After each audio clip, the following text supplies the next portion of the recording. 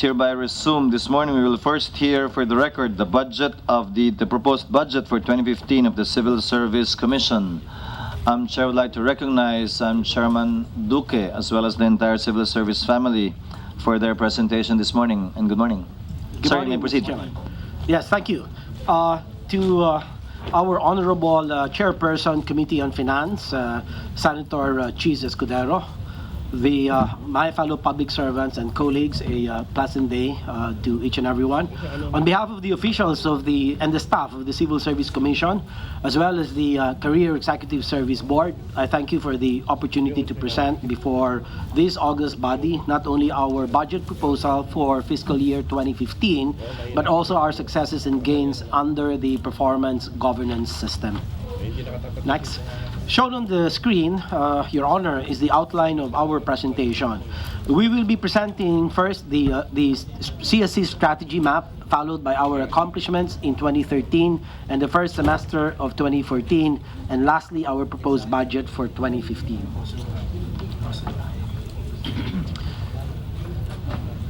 Mr. Chair, I will just have to wait a bit. Opo, okay lang po, sir. Salamat. Take your time. Thank you, Your Honor.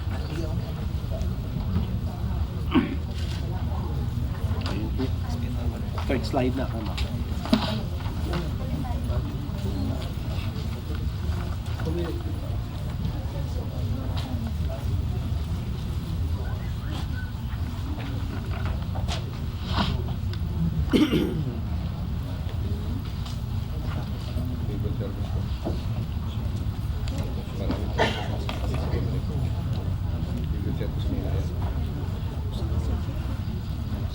Can we jump to the next slide?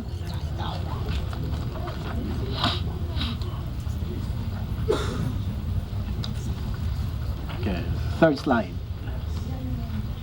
Okay. Let me share with you, Your Honor, how the CSC as an HR institution and as a quasi-judicial body relates to the Philippine Development Plan and the President's social contract with the Filipino people. And shown in red are the specific goals in Executive Order number 43, upon which the CSC, as a premier HR institution of the Philippines, anchors its strategies, programs, and projects. The CSC plays a significant role in good governance and anti-corruption, one of the key result areas in EO 43. The Commission comes up with measures geared towards professionalizing, motivating, and energizing the bureaucracy.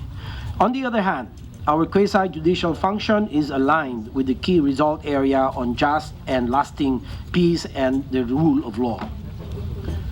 Under the good governance and anti-corruption, the sectoral goal of the CSC includes: first, improve public service delivery and good governance.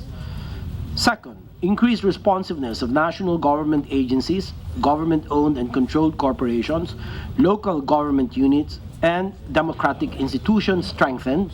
And third, last but not least, people's trust in governance rebuilt. In response to the sectoral goals, the CSC established the baseline data and the 2015 organizational outcomes targets.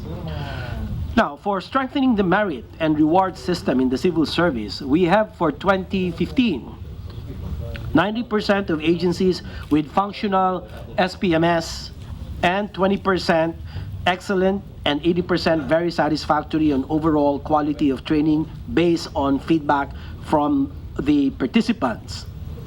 Now, for promoting public accountability of civil service, we have for 2015, 98% or 1,005 frontline service officers surveyed passing the report card survey.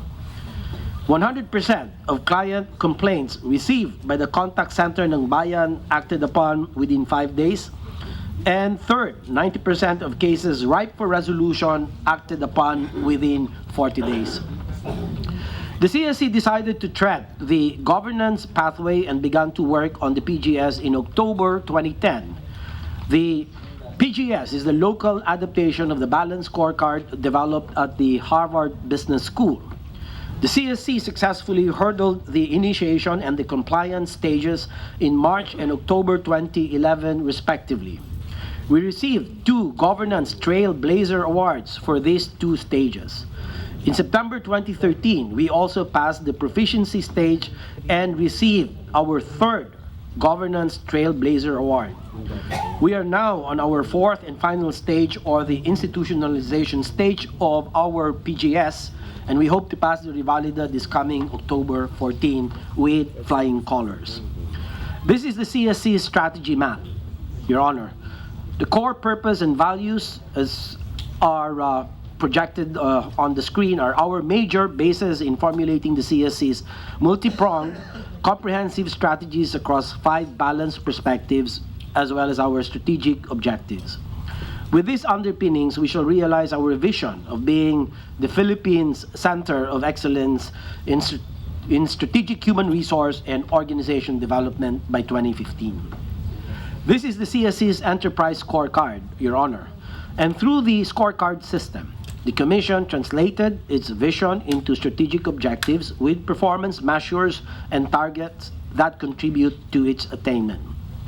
The CSC's 3 breakthrough important goals, or what we commonly refer to at the CSC as the BIGs, are also the CSC's organizational outcomes on strengthening the merit and reward system and promoting public accountability in the civil service.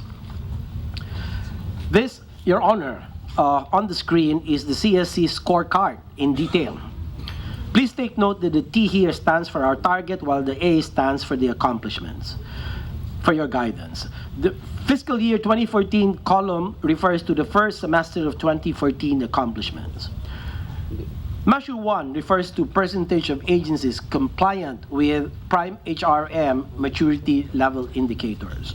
Prime HRM is the program to institutionalize meritocracy and excellence in human resource management, or Prime HRM is a mechanism that empowers government agencies by developing their human resource management competencies, systems, and practices towards HROD excellence. Prime HRM enables agencies to achieve HR excellence through its 3 core components, and these are assess, assist, and award. And the CSC assesses the maturity level of an agency's competencies, systems, and practices in 4 HR systems. And these are, first, recruitment, selection, and placement; second, learning and development; third, performance management; and fourth, rewards and recognition. Then the CSC provides technical assistance and developmental interventions according to the agency's HR and OD needs. Finally, the CSC shall recognize and reward agencies for HROD excellence.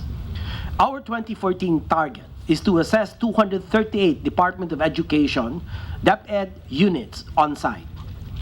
We will also assess 965 agencies using the online self-assessment tool. For 2015, using the new maturity level indicators, our target is 10%. Out of 1,203 agencies will be compliant with the Prime HRM maturity level 2. For measure number 2, we are subjecting the CSC to accreditation of its people management practices by an international certifying body on HR and OD using international or global standards. The CSC is the first government agency seeking this accreditation on HR and OD using the global standards of investors in people. Our next measure, number 3, for 2014 and 2015, our target is to obtain an excellent rating for client satisfaction.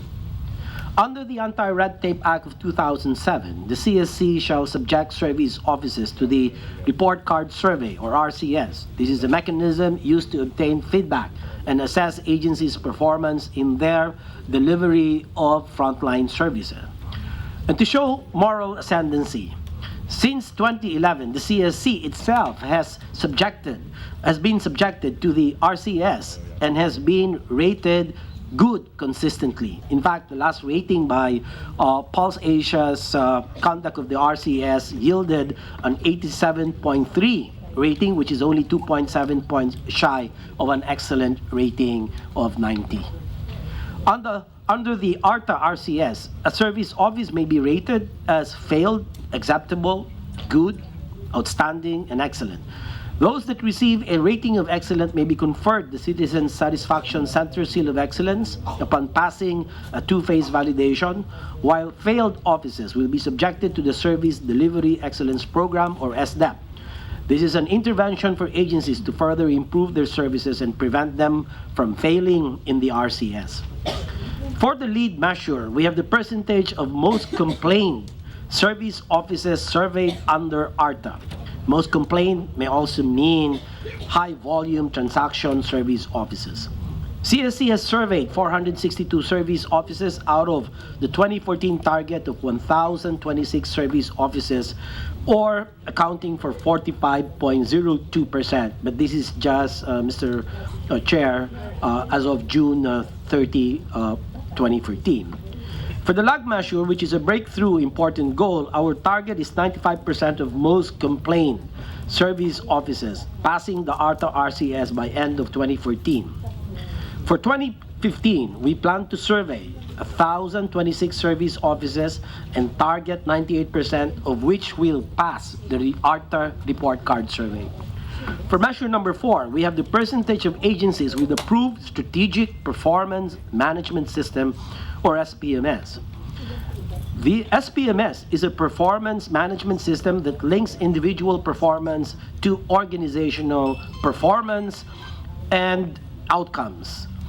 As of June 30, 2014, 1,541 or 61.88% agencies have approved SPMS.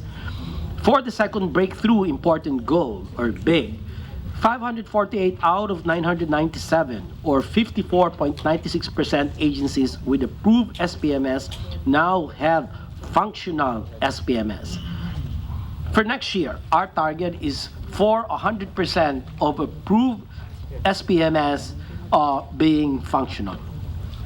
For measure number 5, we target to maintain ISO certification for the 5 core processes. ISO 9001-2008 is an international standard that deals with quality management.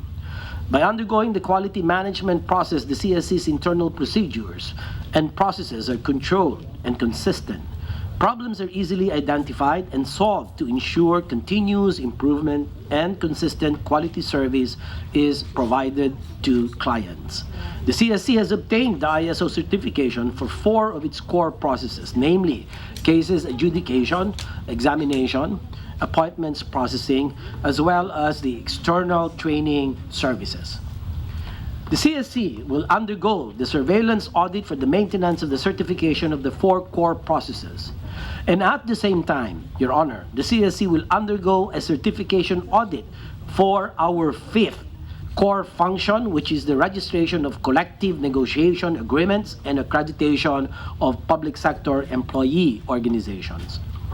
For measure number 6, Your Honor, out of 80% target for 2014, the CSC accomplished 83.81% or 4,120 cases resolved out of the 4,916 cases ripe for resolution.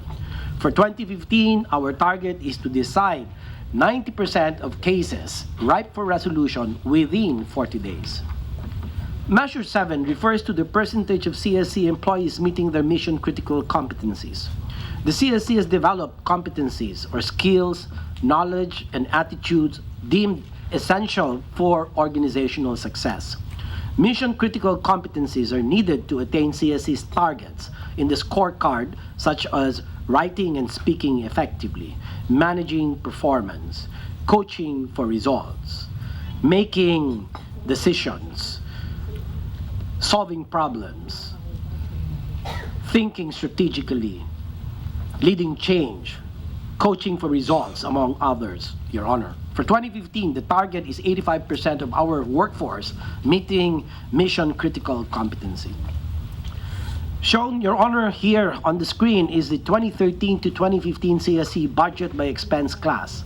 The total budget for 2015 is, as indicated in the National Expenditure Program, or NEP, is 1,037,519,000 pesos.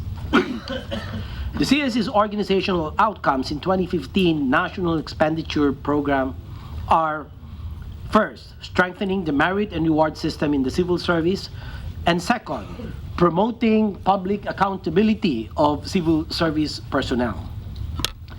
The CSC has 3 identified major final outputs in the NEP with the corresponding indicators and budget as shown in the slides, Your Honor.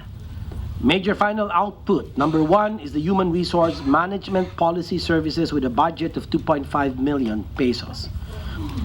Major final output number 2 are the Human Resource Records Management Services has a budget of 12.4 million. MFO number 3 is the Human Resource Management Regulation, which has a proposed budget of 21.5 million. The total MOOE budget for the 3 MFOs of the CSC is 36.6 million pesos. The rest of the MOOE budget are for general administration and supervision services at 135 million, support to operations at 5.8 million, and the Anti-Red Tape Act of 2007 with 31 million pesos. For the capital outlay, Your Honor, the amount indicated in the NEP is 88 million. With the CSC's 2015 vision of being the Philippines' leading center of excellence for HR and OD, we are hoping that the recommended budget for the Civil Service Commission for fiscal year 2015 in the amount of 1,037,000,000 or 519,000 pesos be approved by this body.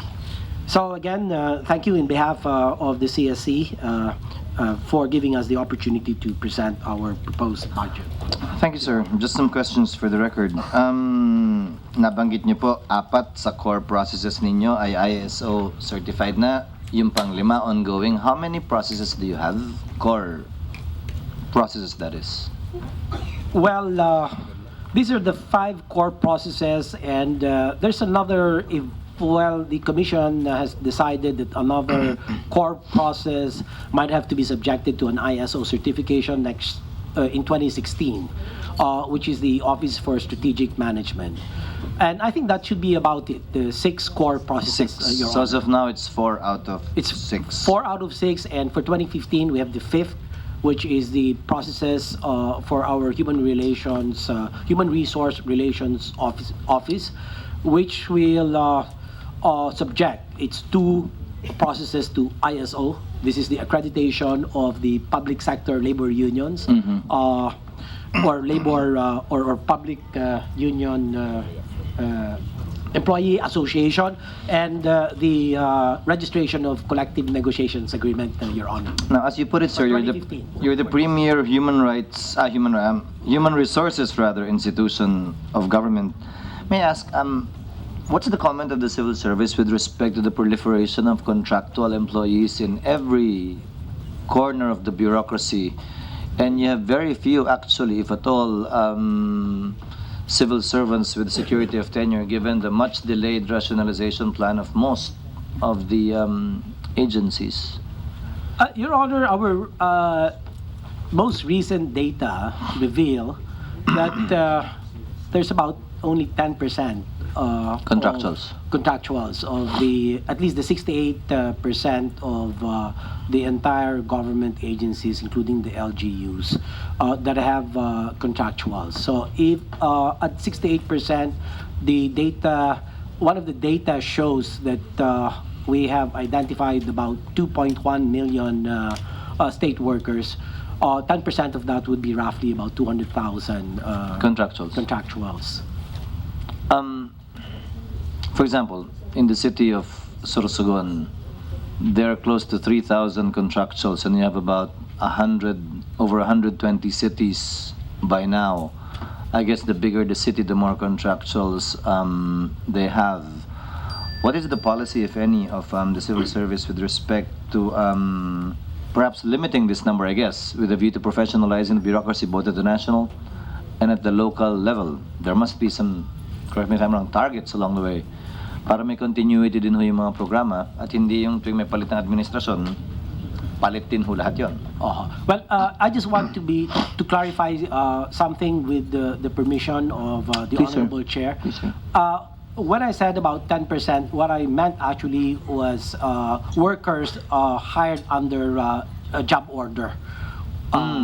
So there's a difference between a JO and those hired as contractuals and as casuals. Contractuals, casuals, and coterminous, if at all. Yes, the job order workers don't have an employee-employer relationship. Okay na yan. 10% yan. And 10% po yun. Eh, yung mga Of the casual at 68%. contractual. Ito po, meron po silang employee-employer relationship, which means they enjoy social security benefits like PhilHealth, Pag-ibig, GSIS. Ano po. So, ang if the question now, Mr. Chairman, is what is the long-term or medium-term plan of the CSC with regard to the job order? Is it the job order workers that you would like to address, or the casuals and talaga? contractuals. Well, the casuals and the contractuals, what the CSC, this position of the CSC is really for them to prepare for the eligibility examination, so that that way they can enjoy security of tenure and a permanency of their positions. No, if they do become eligible, on top of the other qualification standards that we require them to be able to get the permanent appointments. No? Do you have the figure of contractuals and casuals in government? That's about 11 to 12% of the 1.4 million, roughly 1.4 million population of our state workers. So about 140 to 160,000. Opo, mga ganun po. Unfilled positions in the CSC, sir? Unfilled position is about It's worth 95 million in the that's right. MPBF. It's 145 positions. That's the equivalent, Your Honor. And that's with the MPBF, right? It's Yeah. not lodged in your agency. It's with us, actually. It's with us.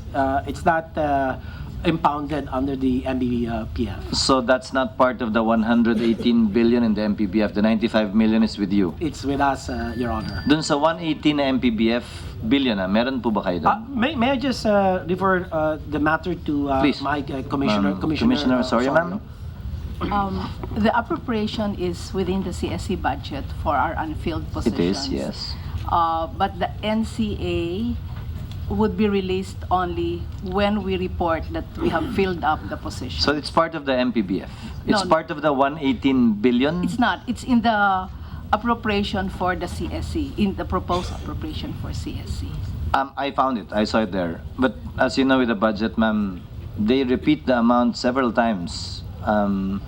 Let's say pamana, lalagay dun sa concerned agency, may separate fund yung pamana. So I'm just clarifying, yung 95 million na to is not within the MPBF. It's with you. It's with the CSC appropriation, yes. It's with the CSC appropriation. Yes. So if I unbundle the 118 billion MPBF fund, wala ho kayo dun. We only ask if after we, there would be no, definitely there is none, but they may have an extra lump sum in case of salary adjustments which are not covered by the 95. Nasa MPBF na yan. Yung salary adjustments. Hindi explicit po. Would you have an amount for civil service for that? At this point po, wala pa. If you don't have it, how will they know it? We, Can they know it without you knowing it, ma'am? no, we ask if it happens already, as it happens, like if there are salary adjustments, etc. But these are very negligible. Are you aware of any salary adjustments for the CSC personnel in 2015? Ma'am, this is where I'm coming from. I'm trying to unbundle the 118 billion. That's the biggest lump sum in the budget. So gusto ko malaman, kung hindi ho kasi alam ng agency, paano nalaman ng DBM na merong naka-allocate para sa agency? Most of them, they have, if I may, Mr. Chairman, Please, ma'am, please. I know they have a system in DBM where they have the personnel services itemization in their entire information system. And they also know, because the agencies report which ones are filled and not filled. So you would have it too? We If have the data comes from you, so they can input it, diba? Garbage in, garbage out naman yan, ma'am. Eh. Opo. For CSC, that we have. For the rest of the agencies, we For base. CSE only. Yes, we have our data. Can you give that to us, ma'am? I mean, what We will- percentage or share of the 118 billion MPBF will you be entitled to in case? We will give you that, and Yes. yes. Again, my only intention is I'm trying to unbundle the MPBF para malaman ko yung allocation kada agency. Yes, Mr. Chairman? Mr. Chairman, I was just given this information that the terminal leave benefits for the CSC employees are what is charged to the MPBF, which is really very small amount, Mr. Chairman. However We'll much, give you the details. however small the amount may be. Yes. We will Hopefully, give I you will the be able to add it all up and come up with 118 billion. Yes, Mr. Chairman, thank you. Again, for your information, because in the previous year, they allocated about 69 billion pesos. But in 2013, but they only used up 39. Total savings from that amount is 30 billion. In 2015, ang proposal nila is 118 billion. So I would want to see the unbundled allocation of that per agency. And you're the first agency that I took up for the 2015 budget. My next inquiry, sir, again, just for the record, can I use or can government use the SPMS for the performance-based bonus? Is it being used for that purpose or hindi? Mr. Chairman, the SPMS underpins the performance-based incentive system being adopted by the national government. If the question is, can this be used for? Is it being used? Can it be used? Well, it should be used. But it's not. It is being used in 2014. I think it's recommended that it be used, but by 2015, it's going to be explicit that it has to be the management system that has to be used mandatorily. The SPMS will be used by the agencies. Yes, Your Honor. But will it be used to determine the performance-based bonus? Yes, Your Honor. Pakihanap. There's a provision in In the guidelines, Your Honor, we can give you the copy of the guidelines. kindly give us a copy because if indeed that's the plan, then we will incorporate it in the budget insofar as the proposed budget for the PBB is concerned, which is yes, Your lodged Honor. in the MPBF too. Yes, Your Honor. I think it's a welcome recommendation, Your Honor. Please, sir, just a few more points. For COA report, can you kindly submit a report on the cash advances compared to other agencies? Actually, maliit yun sa inyo, but still, every peso counts. It's about 3 million, I think. 1 and 3 million for 2012 and 2013. Yes, we will do that, and that's part of our desire to be as transparent as we can at all times. On red tape, sir, I heard your report, but there are some concerns by some sectors and industries. For example, shipping. You know, it takes about 3 years to register a ship in the country. We're an archipelagic state. Dapat sana nasa sentro tayo ng maritime industry. We're the second or third biggest supplier of laborers or for ships. But it takes us that long to register a ship in the country. Marina. Can you look into it, sir, and kindly submit to us what they have done about it? In Panama, where they have the canal, of course, it takes them 3 days. That's why most of the ships use their flag. It would go a long way, not only income-wise, if we are able to shorten that time frame, but also by way of protecting our workers working in these ships. Kung ang flag carrier nila ay Pilipinas, or it carries the Philippine flag. So I would want to concentrate on that too, and hopefully we can pour in some efforts to concentrate on how to reduce the amount of time needed Your to Honor, register a ship. Yes, sir. Your Honor, thank you very much for your comment, and we assure you that we will instruct our NCR office to do an assessment of the business sir. processes of Marina and see how much frontline services they do provide their clients, and we should be able to help capacitate them Please, sir. and subject them as well to a report card survey. Your Thank you, sir. Just two more points. There is a difference of 139 million comparing it with your proposed budget and the NEP.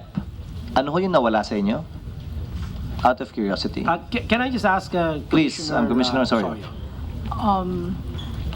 Mr. Chairman, we originally proposed some 139,994,000 ang differential. Ano pong nawala?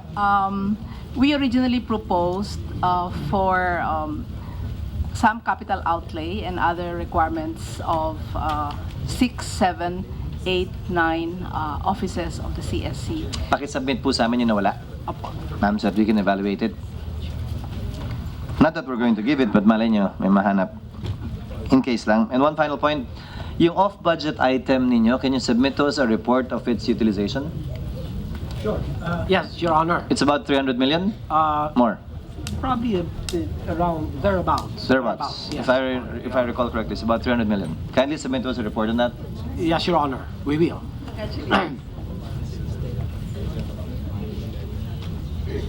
Chair would like to acknowledge the presence of our acting Minority Floor Leader, Senator Soto, and Senator Nancy Binay. Good morning, sir. Good morning, ma'am. Good morning to you in behalf of the Civil Service Commission and the Career Executive Service Board, Your Honors.